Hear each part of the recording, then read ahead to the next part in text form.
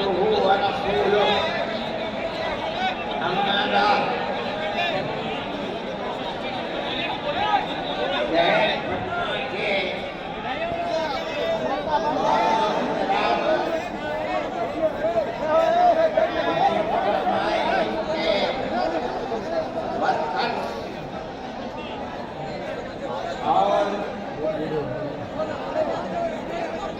دیہات سے آئے ہوئے علماء ہند کے فیضائی جو حضرات ہال میں موجود ہیں اور بہت سے لوگ ہال کے باہر بھی ہیں،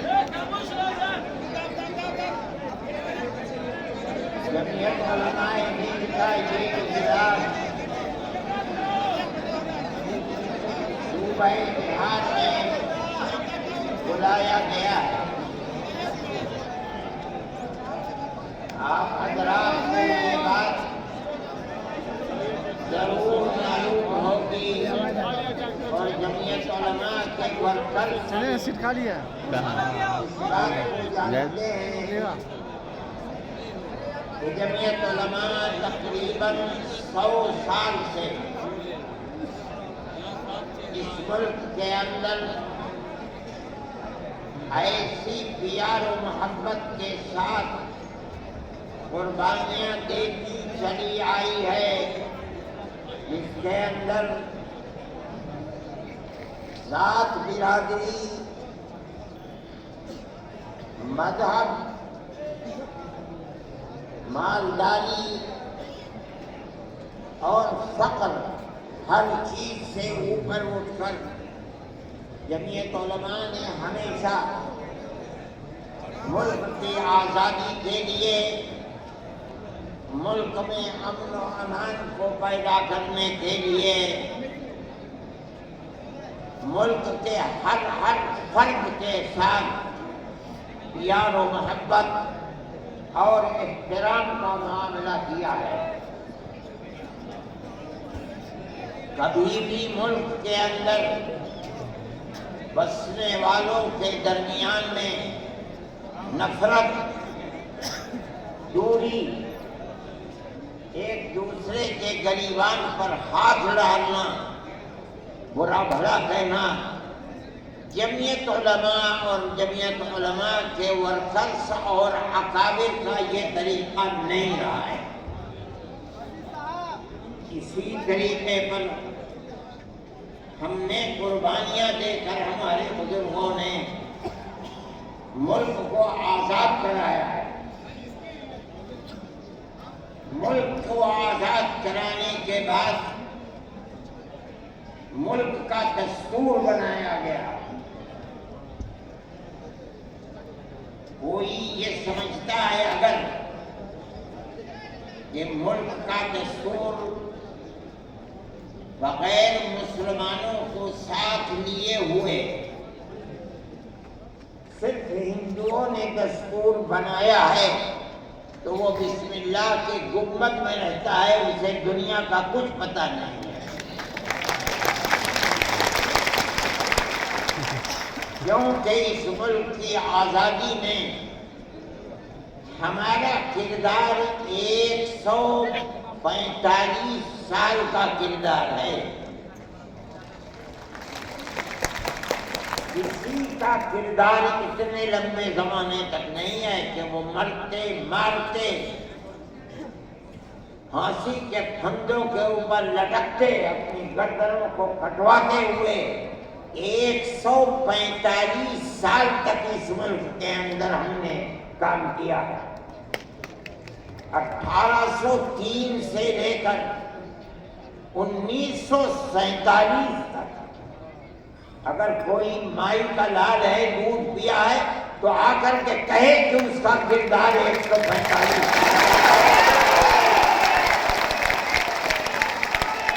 علماء کہتی ہے یہ علماء کا کردار ہے۔ یہ کردار پیار و محبت کے ساتھ تھا، گریبان پکڑ کر یہ کردار نہیں تھا۔ ایک دوسرے کے درد میں اور سکھ میں ہر چیز کے اندر شریک تھا. یہ ہمارا کردار تھا. ہم نے اس طرح سے اس ملک کو آزاد کرایا. کوئی نہیں تھا آزادی کی آواز اٹھانے والا.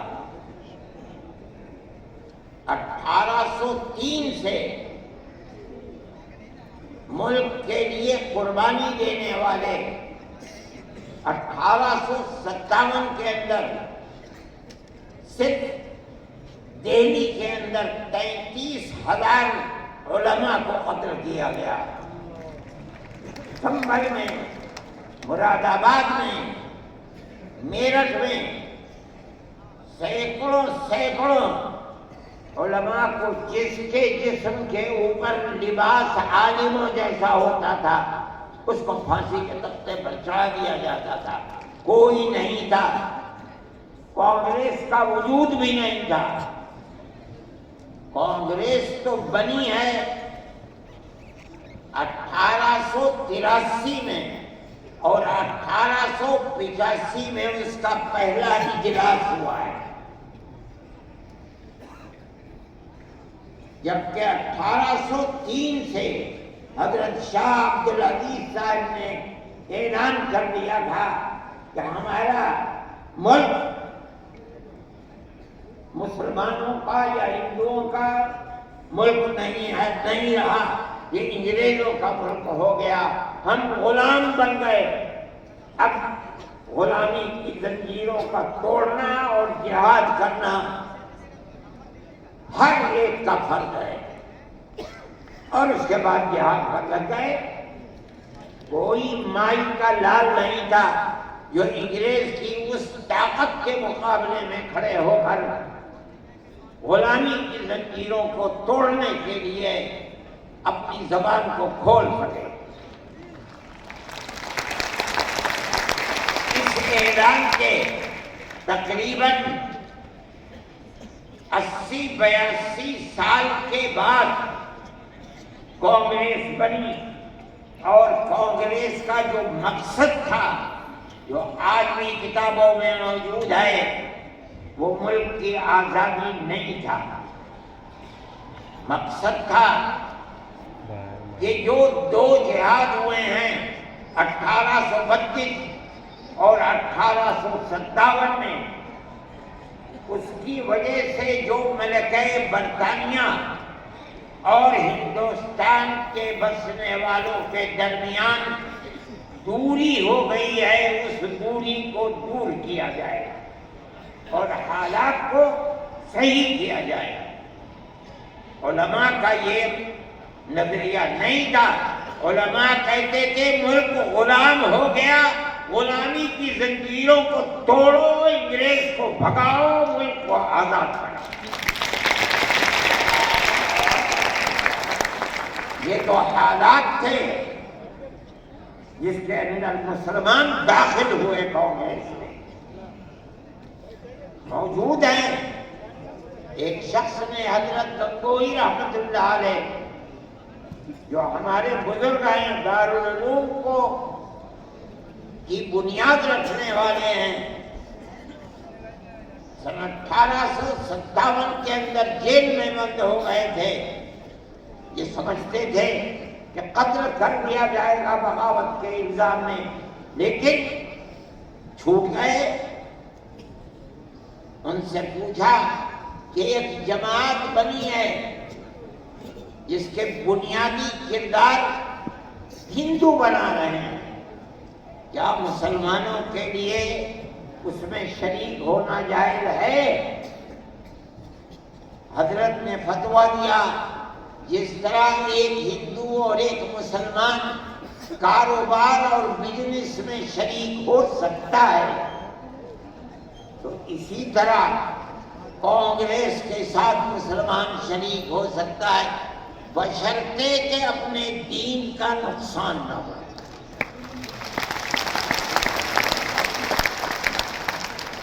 اس کا مطلب نہیں سمجھے تھے لوگ مطلب یہ ہے کہ ہماری تحریک ہے کہ مسلمان اور ہندو جب تک ساتھ نہیں ہوگا ملک آزاد نہیں ہوگا. تم اس کے اندر گھسو اور اتنی طاقت پیدا کرو اپنی گھس کر کہ کانگریس کو مجبور کر دو کہ وہ اپنا نقطۂ نظر بدل کر ملک کی آزادی کے لیے جد و جہد کرے گا. چنانچہ کانگریس نے اپنا نقطۂ نظر بدلا، ملک کی آزادی کو اپنا نقطۂ نظر بنایا، اور پھر اس کے بعد ہندو اور مسلمانوں نے شریک ہو کر ایک دوسرے کے ساتھ چل کر ملک کی آزادی کے لیے آواز اٹھائی، قربانیاں دی ہیں، اور انہی قربانیوں کے نتیجے کے اندر ملک آزاد ہوا. میرے بھائی اس بات کو سمجھیے، جیسے جیسے ملک کی آزادی قریب ہوتی جاتی تھی، جمعیت علماء ہند بار بار کانگریس سے کہتی تھی کہ ہم نے تمہارا ساتھ دیا ہے، آج ہم تمہارے ساتھ کھڑے ہیں، ہمیں یہ بتاؤ کہ ملک کی آزادی کے بعد ملک کا دستور کیا رہے گا، کیا سیکولر دستور ہوگا یا مذہبی حکومت ہوگی؟ اگر سیکولر دستور ہوتا ہے ہم تمہارے ساتھ ہیں، اور اگر سیکولر دستور نہیں ہوتا تو ملک کی آزادی میں ہم تمہارے ساتھ نہیں ہیں. بار بار ہمارے پاس کانگریس ورکنگ کمیٹی کی تجاویز موجود ہیں. کانگریس بار بار عہد کرتی ہے کہ ملک آزاد ہوگا تو ملک کا دستور سیکولر دستور ہوگا، ہر اقلیت کو اپنے مذہب کے اوپر آزادی سے چلنے کا اختیار ہوگا. چنانچہ ملک آزاد ہو گیا. اب ملک کی آزادی کے بعد ایک طبقہ اٹھا جس نے یہ کہا کہ کھیر مل گئی ہے، اب اسے کھانے کا وقت آ گیا ہے. انہوں نے کہا کہ ملک کی دستور ہندو دستور بنے گا، سیکولر دستور نہیں بنے گا. جمعیت علماء کے لوگ تھے، مولانا ابوالکلام آزاد تھے جو جمعیت علماء کی ورکنگ کمیٹی کے ممبر تھے، مولانا مدنی تھے، مفتی اعظم مفتی کفایت اللہ تھے، مولانا عبدالرحمن سبحانی تھے، اور ان کے پیچھے لاکھوں آدمی تھے. انہوں نے کہا جو ہم سے وعدے کیے ہیں ان وعدوں کو پورا کرو. اگر ملک کی تقسیم ہوئی ہے اور مسلمانوں کو ایک حصہ دے دیا، تم نے دیا ہے دستخط ملک کی تقسیم پر، تم نے کیے ہیں، ہم نے جوتے کھائے ہیں، ہمارے گلوں کے اندر جوتوں کے ہار پڑے ہیں، مگر ہم نے ملک کی تقسیم کو منظور کیا. ہم سے جو وعدہ کیا تھا اس وعدے کو پورا کرو. جو دستور کے اندر دفعات ہیں کہ ہر اقلیت کو اپنے مذہب پر چلنے کا حق ہے، یہ دفعات جمعیت علماء کی دی ہوئی دفعات ہے، مولانا ابوالکلام آزاد کی دی ہوئی دفعات ہے، مولانا مدنی کی دی ہوئی دفعات ہے، مفتی کفایت اللہ کی رکھی ہوئی دفعات ہیں. جن دفعات کی بنیاد پر ہر اقلیت ملک کے اندر ملک وہ حصہ سمجھتی ہے جو حصہ کوئی اکثریت کا فرد سمجھتا ہے. یہ جمعیت علماء کی تاریخ ہے. ہم اپنے مذہبی اعتبار سے دستور کو ہاتھ میں لے کر کہہ سکتے ہیں کہ ہمیں اپنے مذہب پر چلنا اور مذہب کو اختیار کرنے کا حق ہے. اس دستور سے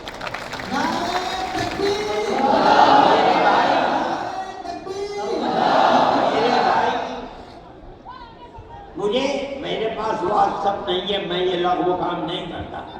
جب مجھے فرصت ملتی ہے تو میں دیکھتا ہوں سب کو. مجھے آج صبح ایک صاحب نے دکھلایا کہ کل مودی جی نے، وہ بڑے آدمی ہیں، میرے ملک کے وزیر اعظم ہیں، انہوں نے تقریر کی ہے اور اس کے اندر یہ فرمایا ہے کہ وقف ہندوستان کے دستور کے اندر وقف کوئی چیز نہیں ہے. مجھے حیرت ہوئی کہ ایک ملک کا وزیر اعظم اور ہندوستان جیسا وزیر اعظم یہ بات کہہ رہا ہے. میں کہتا ہوں کہ وقت قرآن کا فیصلہ ہے، اللہ کے نبی حضرت محمد کا فیصلہ ہے، ہمارے دین کا جز ہے. وقت کا لفظ نہیں آیا، لیکن یہ بات آ گئی 2526 دفعات کے اندر کہ اس ملک میں ہر اقلیت کو اپنے مذہب کو پکڑنے، اپنے مذہب کو چلنے کا اختیار ہے. کیا مطلب یہ ہے؟ کل کو آپ کھڑے ہو کر کہہ دیں کہ نماز کا ذکر دستور کے اندر نہیں ہے، حج کا نام دستور کے اندر نہیں ہے، زکوٰۃ کا نام دستور کے اندر نہیں ہے، رمضان کے روزوں کا نام دستور کے اندر نہیں ہے، اس لیے ہر چیز کو مٹا دیا جائے. یہ کیا چیز ہے؟ دستور مجموعی طور پر دستور نے کہہ دیا کہ مسلمان ایک اقلیت ہے اور ہر اقلیت کو اپنے مذہب پر چلنے کا اختیار ہے. مذہب کی ہر چیز اس ایک دفعے کے اندر آ گئی. وقف کا مسئلہ، اسلام کے اندر جو چیز اسلام کی ہے مذہب، وہ چیز ہے جو قرآن کے اندر ہے. ایک دوسری وہ چیز ہے جس کو ہمارے آقا حضرت محمد صلی اللہ علیہ وسلم نے فرمایا. یہی دو اسلام کی بنیادیں ہیں. سمجھو، قرآن کی آیت ہے 4 سپارے کی پہلی آیت، لن تنالوا البر حتى تنفقوا مما تحبون. لن تنالوا البر، ہرگز تم جنت کو نہیں پا سکتے. بر کی تفسیر مفسرین جنت سے کرتے ہیں. اے مسلمانوں کان کھول کر سن لو، ہرگز تم جنت کو نہیں پا سکتے یہاں تک کہ تم اپنے اس مال کو اللہ کی رضا کے لیے خرچ کرو جو تمہارے پاس ہے. جس مال کو سے تمہیں محبت ہے، اس مال کو تم اللہ کی رضا کے لیے خرچ کرو. اسلام ایسا مذہب تو نہیں ہے.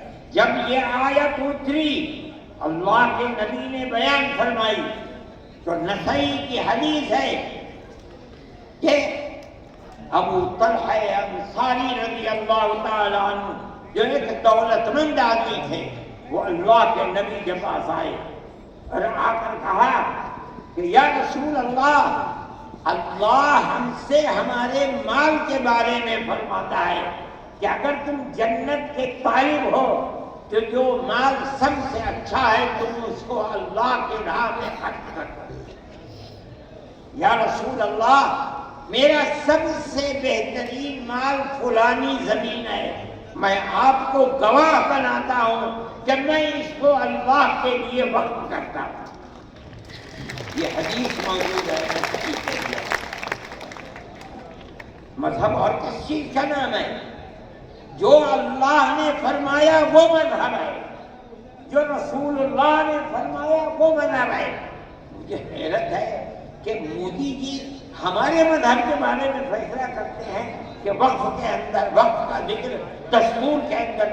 ارے بابا، دستور کے اندر مذہب اسلام کو ہر اقلیت کو اپنا مذہب قبول کرنے کا آزادی کے ساتھ، یہ ہمارا مذہب ہے، وقف ہمارا مذہب ہے.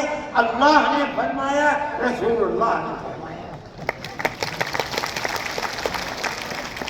حدیث کے اندر آتا ہے کہ جب انسان مر جاتا ہے، یہ مسلم کی حدیث ہے، اذا مات الانسان انقطع عمله عنه، جب آدمی مر گیا اب اس کے اندر کام کرنے کی طاقت بھی نہیں ہے، اب اسے کسی چیز کا ثواب ملتا تھا نماز پڑھنے کا، روزہ نہ نماز پڑھ سکتا ہے نہ روزہ، مگر فرماتے تین چیزیں ایسی ہیں مرنے کے بعد بھی آدمی قبر میں چلا گیا اسے ثواب ملتا رہتا ہے۔ کیا ہے؟ اس کے اندر پہلی چیز ہے صدقۃ جاریہ، ایسا صدقہ کر کے جانا کہ جو اس کا ثواب برابر جاری رہے۔ مثال کے طریقے پر کوئی کنواں کھدوا دیا، یہ اللہ کے لیے وقف ہے، 100 سال 200 سال 1000 سال، اگر اس کنویں سے پیاسا پانی پیے گا اس آدمی کو پہنچے گا جو مر گیا 100 سال پہلے، اس نے بنوایا تھا کنواں۔ اسی لیے مسلم کی روایت ہے اور اس کے شارح امام نووی فرماتے ہیں کہ مراد اس سے وقف ہے۔ قرآن حدیث میں آپ کو سنا رہا ہوں، مجھے حیرت ہے کہ ہندوستان جیسے ملک کا وزیر اعظم ایسی بات کہہ رہا ہے، ارے بابا کیا زکوٰۃ کا ذکر آئے گا دستور کے اندر، کیا نماز کا ذکر آئے گا دستور کے اندر؟ کل کو کھڑے ہو کے یہ کہہ دو کہ نماز کا ذکر دستور میں نہیں ہے اس لیے نماز نہیں پڑھنے کی چاہیے، زکوٰۃ دستور میں نہیں ہے زکوٰۃ نہیں کرنی۔ اللہ ملک کا کون بول رہا ہے؟ وزیر اعظم، اور ایسی چیز بول رہا ہے جس کے نہ سر ہے نہ پر، ہم اس کے مخالف، ہم کہتے ہیں پڑھو، خود نہیں پڑھتے پڑھے ہوئوں کو بلاؤ، ان سے پوچھو دین کیا ہے مذہب کیا ہے، ہم بتائیں گے۔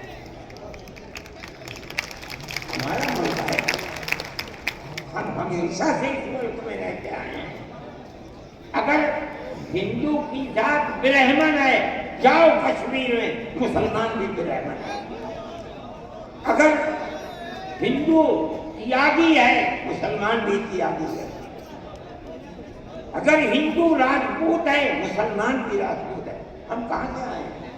ہم تو اسی ملک کے رہنے والے ہیں۔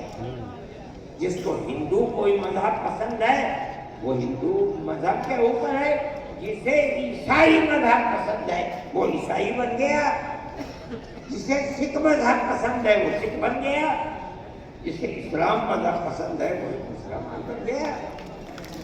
لیکن جس طرح ایک گھر کے اندر 5 بیٹے ہیں، ایک ٹھگنا ہے، ایک لمبا ہے، ایک کالا ہے، ایک گورا ہے، یہ اختلاف باپ اور ماں کے اندر اختلاف کو پیدا نہیں کرتا ہے۔ اسی طرح ہمارا مذہب ہے کہ آدمی کسی بھی مذہب کو اختیار کر لے، لیکن ہندوستانی ہونے میں ملکی اعتبار سے کوئی فرق نہیں، اس کو مانتے ہیں اور یہی ایک حقیقت ہے، لیکن برا ہو اس نفرت کی سیاست کا۔ ایسی بات کہہ رہے ہیں جس کے نہ سر ہے نہ پیر ہے، ایسا معلوم ہوتا ہے جیسے ہر مذہب کی ایک ایک جزئی چیز کو دستور میں ہندوستان کے اگر لایا جائے گا تو وہ دستور ہوگا، نہیں لایا جائے گا دستور نہیں ہوگا۔ لیکن میں کہتا ہوں کہ یہ غلط ہے، مودی جی کو ایسی کچی بات نہ کہنی چاہیے، لیکن دنیا ہے ہر بات کو کہتی چلی جاتی ہے۔ آپ کے برابر میں جب ملک کا پرائم منسٹر یہ باتیں کرتا ہے اس سے مسلمانوں کے خلاف نفرت ظاہر ہوتی ہے، ملک کا ہوم منسٹر ایسی باتیں کرتا ہے تو دوسرے کیوں نہ کریں گے؟ آپ نے دیکھا جھارکھنڈ کے اندر اس کے ذمہ دار بنایا گیا آسام کے چیف منسٹر کو. آسام کے چیف منسٹر کی روز کی تقریریں آپ سنیے. مسلمان کو مسلمان نہیں کہتا، اس کی زبان سے مسلمان کا نام نہیں ہے، ہمیشہ گھس بیٹھیا کرتا ہے. میں کہتا ہوں یہ کتنی بڑی جہالت ہے. جس برادری کا وہ آدمی ہوگا اس برادری کے مسلمان بھی آسام میں ہوں گے. ہندوستان کی کوئی برادری ایسی نہیں ہے جس کے اندر مسلمان نہ ہو. وہ مسلمان کا نام لیتے ہوئے گھبراتا ہے، مگر خدا کی قدرت ہے جو 1 مہینہ جھارکھنڈ کے اندر رات اور دن تقریریں مسلمان کے خلاف کرتا رہا، وہاں مسلمانوں کا نام لے کر ان کے خلاف بولنے والوں کا منہ کالا ہو گیا. نعرہ تکبیر، جمہوریت علماء ہند، مولانا ارشد مدنی. اس کا مطلب کیا ہے؟ اس کا مطلب سمجھو. صرف یہی مطلب نہیں ہے کہ وہ تقریریں کی اور تقریریں کر کے چلے گئے. اس کا مطلب یہ ہے کہ وہ رات اور دن مسلمانوں کے خلاف زہر اگل رہے تھے. جھارکھنڈ کے صرف ہندو نہیں، ہندو اور مسلمانوں نے مل کر اس تحریک اور اس سیاست کو تھوک دیا. الیکشن کے اندر بی جے پی کی ناکامی وہ صرف مسلمان کے حصے میں نہیں لکھی جائے گی. مسلمان کی تعداد کتنی ہے جھارکھنڈ کے اندر؟ اس کا مطلب یہ ہے کہ نفرت کی اس سیاست کو جھارکھنڈ کے ہندو اور مسلمان نے تھوک دیا.